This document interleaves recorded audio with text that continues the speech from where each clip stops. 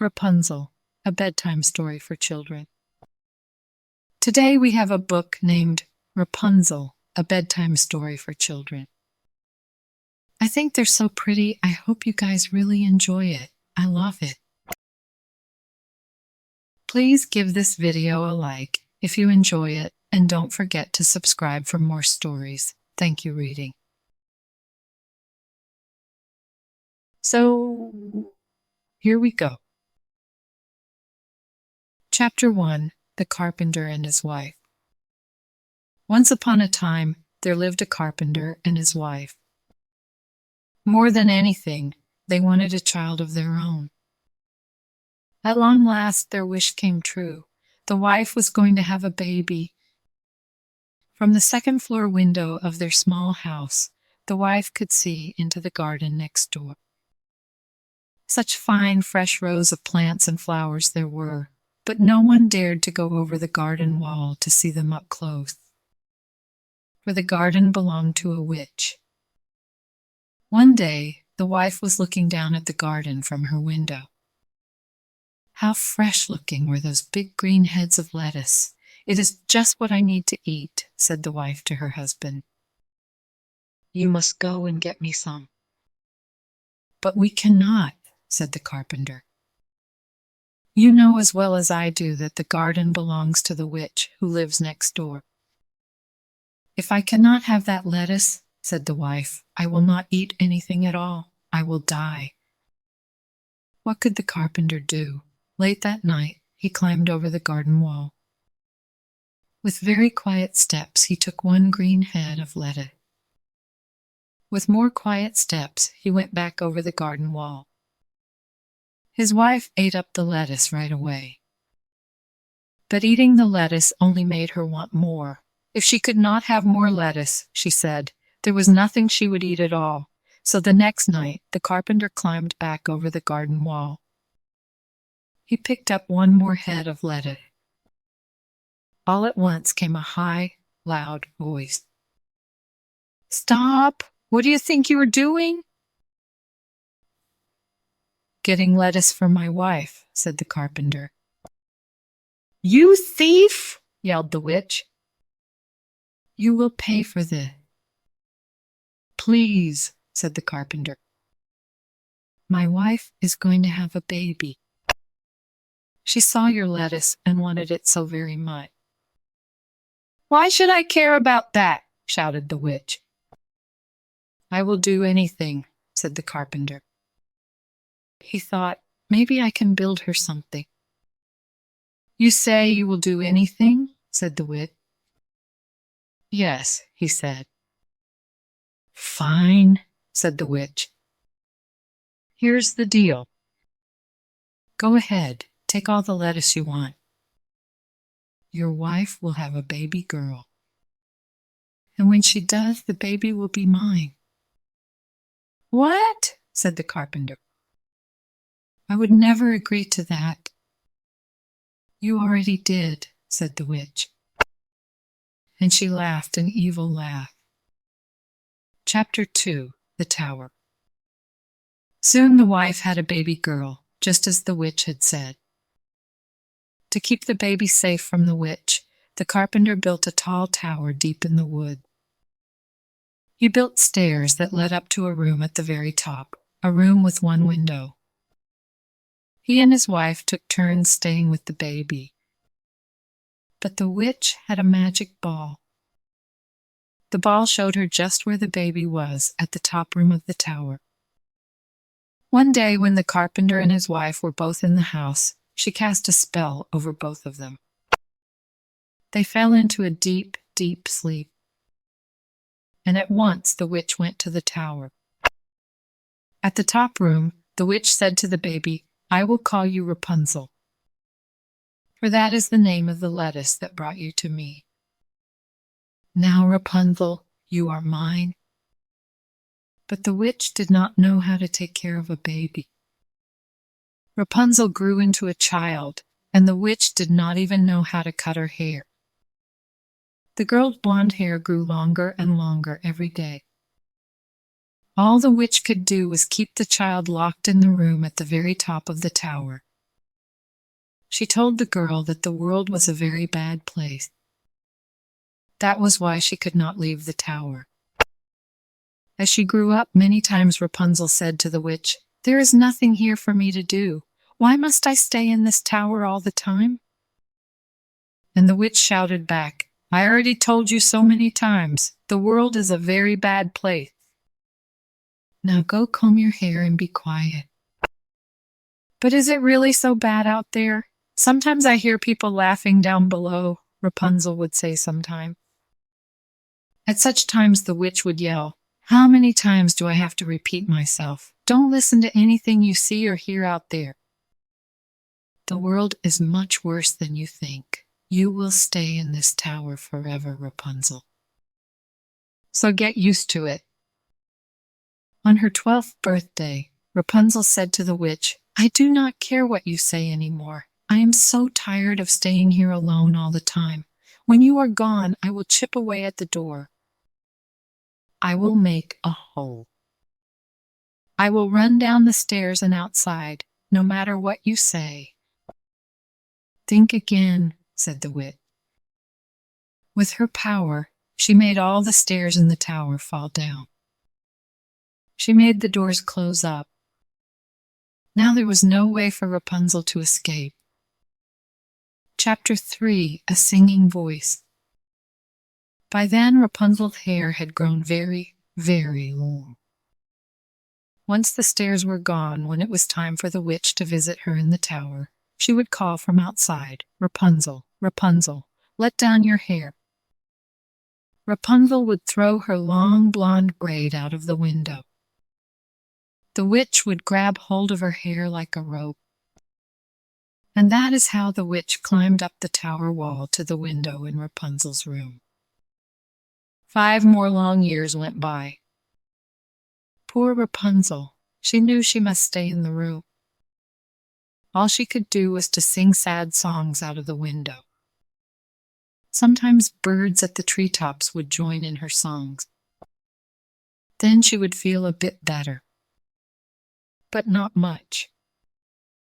One day, a prince was riding through the woods. He heard a beautiful singing voice. Where was it coming from? He rode closer and closer to the sound. At last he came to the tower. "This is odd," he said, looking around the tower wall. "There is no door at the bottom. Yet someone is singing at the very top. How does anyone get in or out of there?" Each day, the prince came back to the tower.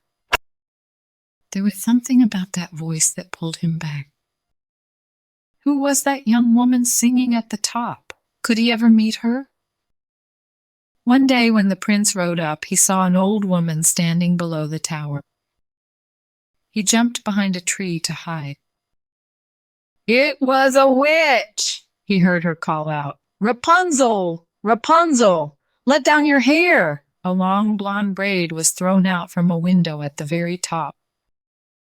The old woman grabbed onto the braid, and she climbed the wall to the window at the top of the tower. "Aha!" said the prince. "So that is how it is done." He waited. After a bit, the braid was thrown from the window again. The witch climbed back down the tower wall. Then she left. The prince waited. He stepped up to the tower. In a voice that sounded as much like the witch as he could, he called out, "Rapunzel, Rapunzel, Rapunzel, let down your hair." In a moment, the same long blonde braid came out of the window. It worked, thought the prince. He climbed up the wall of the tower. You can be sure that Rapunzel was very surprised to see the prince climb into her window. She had never seen a person up close before other than the witch, and never a man. "Who are you?" she said in fear. "Do not worry," said the prince. "I am a friend." "But I do not know you," said Rapunzel. "I feel as if I know you," said the prince. since I've heard you sing songs from up here day after day. You have a beautiful voice, and I love it when the birds sing with you too." "Yes, I like that too," said Rapunzel. "It may be the only thing I like, since I must stay here in this same old tower, day after day, my whole life long." Rapunzel told the prince about the witch. She told him that since the world was such a very bad place, she must always stay in the tower room. "But the world is not as bad as she says," said the prince. He told Rapunzel about flowers and festivals, games and gardens. He told her about puppies and puddles, strawberries and secrets. Many hours went by. At last, Rapunzel said he must go. "The witch may come back at any time." "Very well," said the prince.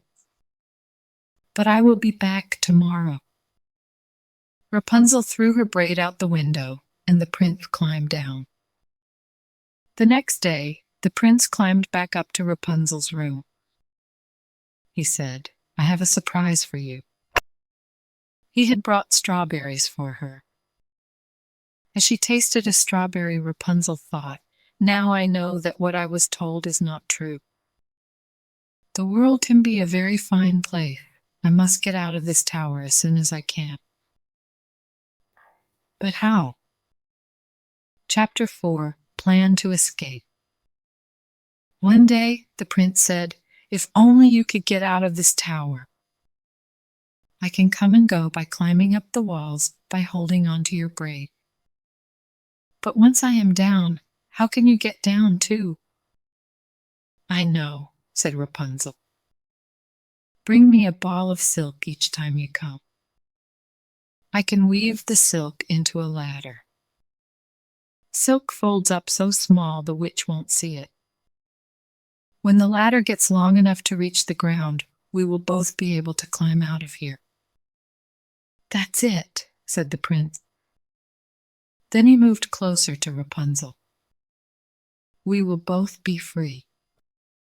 When we are out in the world, will you marry me?" "Yes," said Rapunzel, "I will."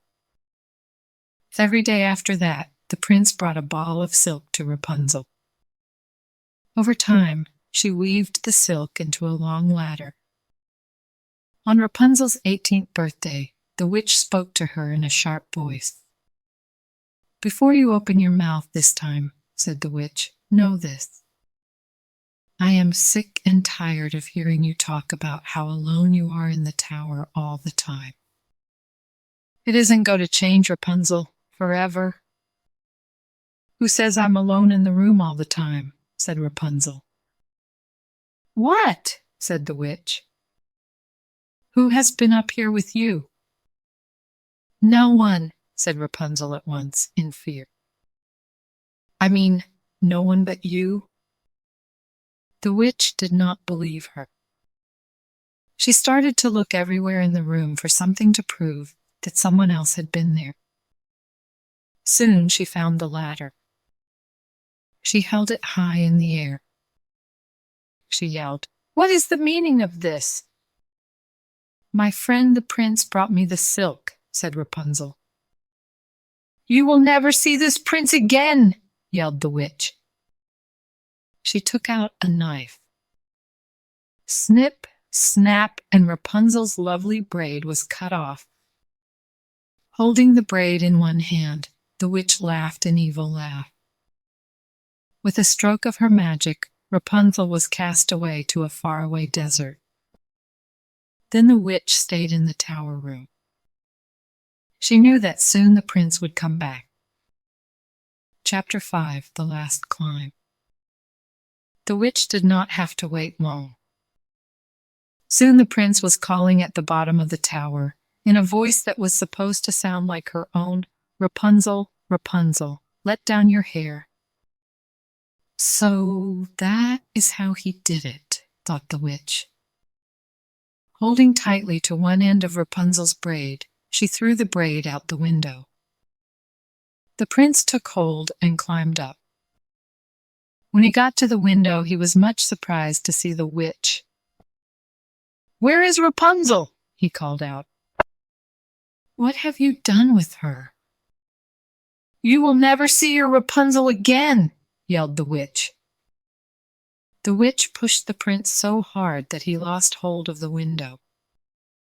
Down, down he fell. The prince landed on some bushes below. That helped with the fall, but the bushes had sharp thorns.